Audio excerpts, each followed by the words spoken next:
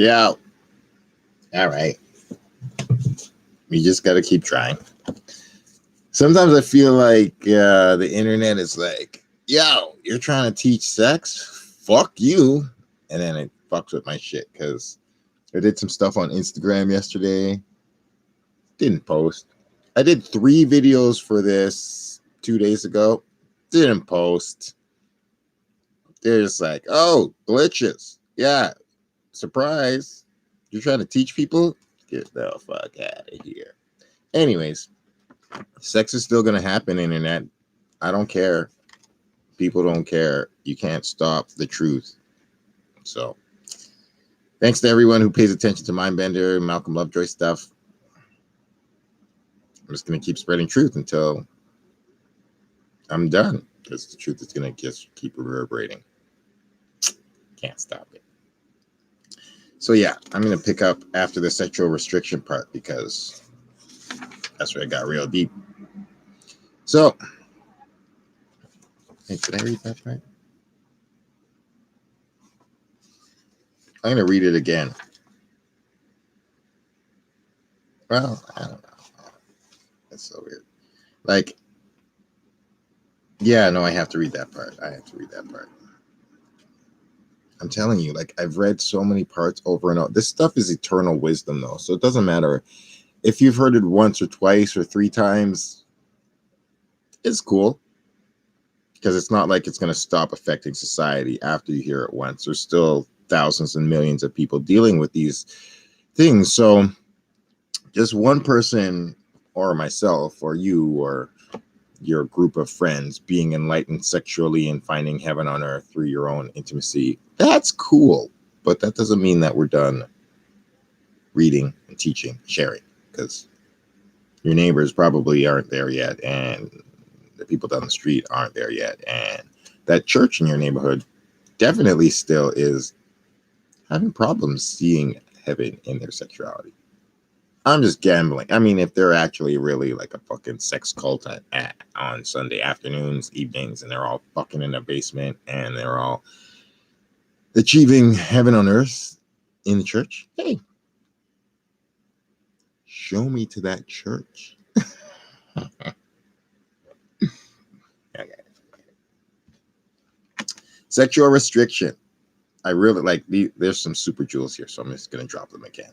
So if you heard it before, do what you want. If you haven't heard it before, also do what you want. Sexual prohibition is in the DNA of all the major religions. Without it, the entire religion may collapse. Literally. The most successful religions depend on sexual restrictions and condemnation. They redirect the energy of sexual repression and guilt to drive growth and maintain power. Without sexual repression, they lose their advantage. Think about it. It's not just Western religions that use this strategy, though. No. Eastern religions are also as oppressive. Hinduism and Buddhism use sex in many ways. Buddhist monks and nuns cannot have sex. Boys at a very young age are put into training in monasteries. The Dalai Lama says that homosexuality is wrong, although he preaches tolerance. And this is why I had to read this again, because the Dalai Lama is a man that has very problematic issues and thoughts around sexuality. And I very much have to slander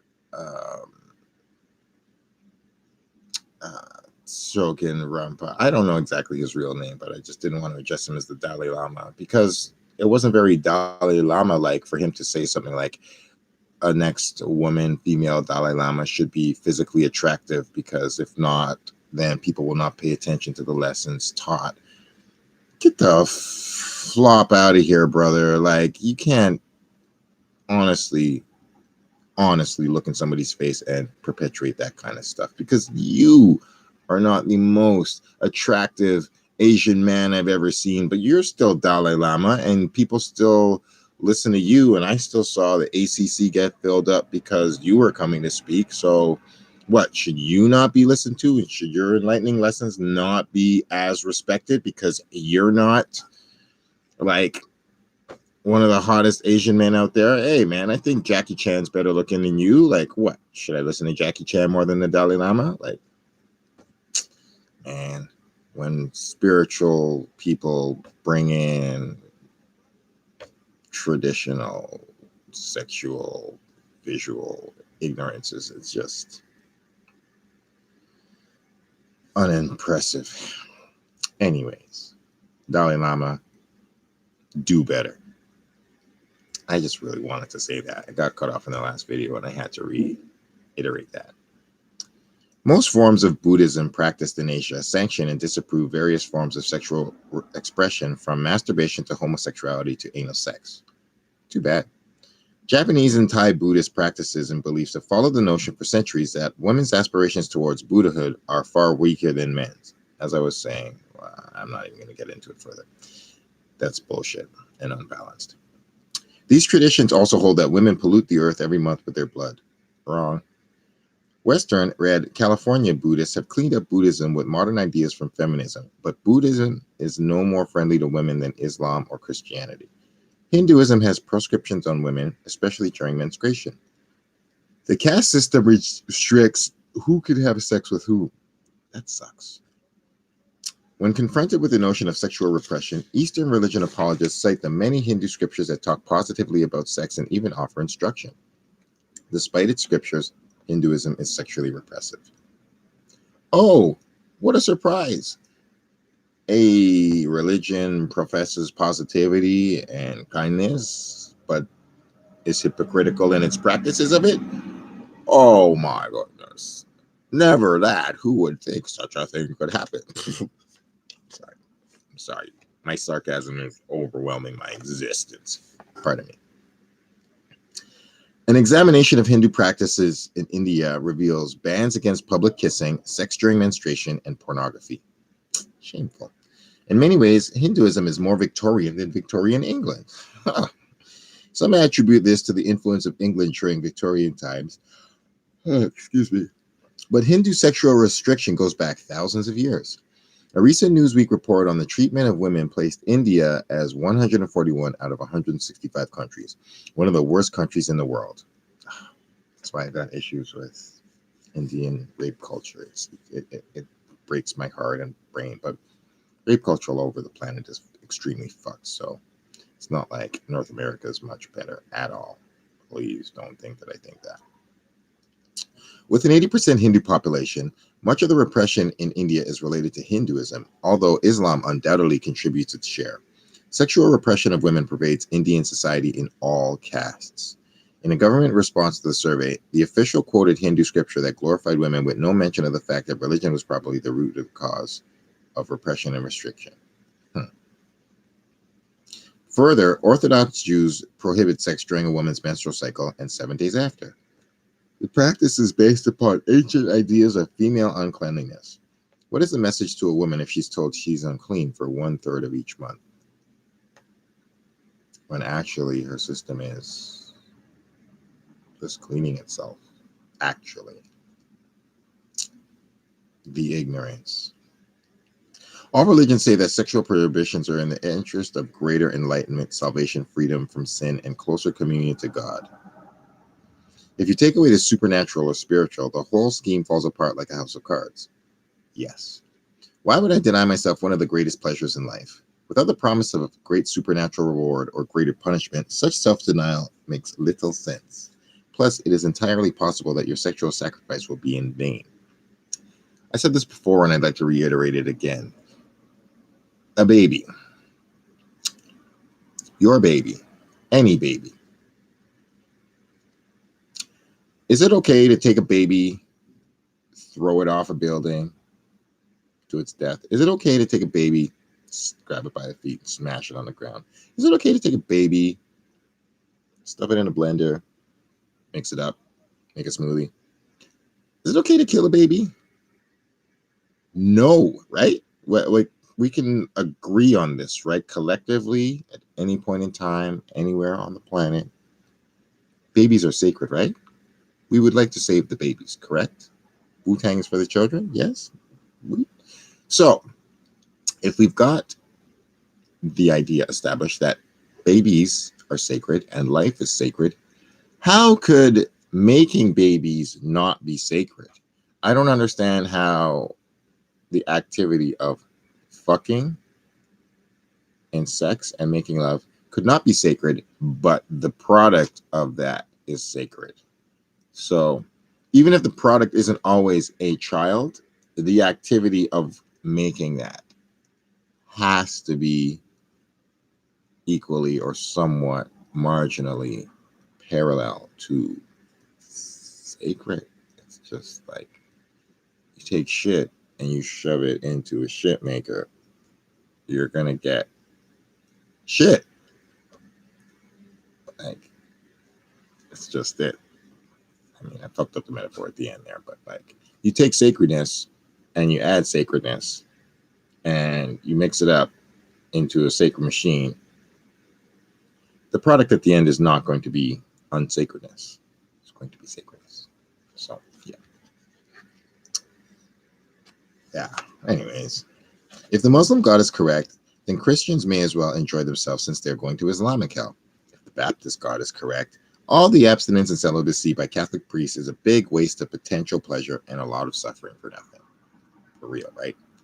Got three, I mean, I think there's what, 2,000 or so essential major religions, but there's like the big four.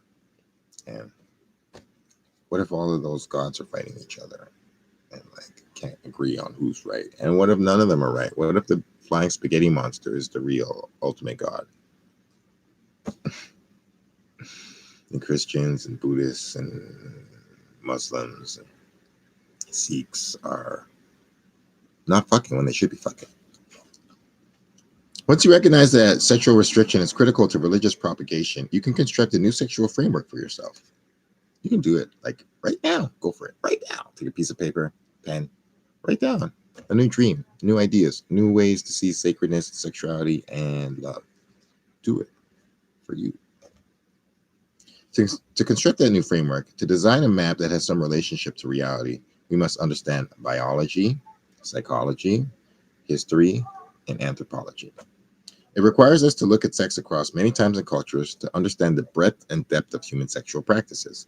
Armed with this information, we can begin to make informed decisions about our sexuality as it is now, and not what our parents did or grandparents did or what they did 2,000 years ago. Because times change. 2,000 years ago, they didn't have condoms and they didn't have, well, not the condoms we have, they didn't have the ones in latex condoms. So I heard that it wasn't aloe vera, but there was it lemon juice? I think lemon juice was one of the first contraceptives. Women would squeeze lemon juice inside the vagina, and I think that citrus used to be a killer of sperm.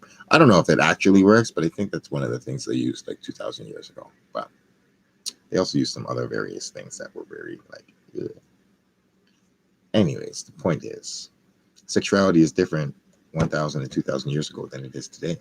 So find out what works for you. Try it, do it, apply it, screw it.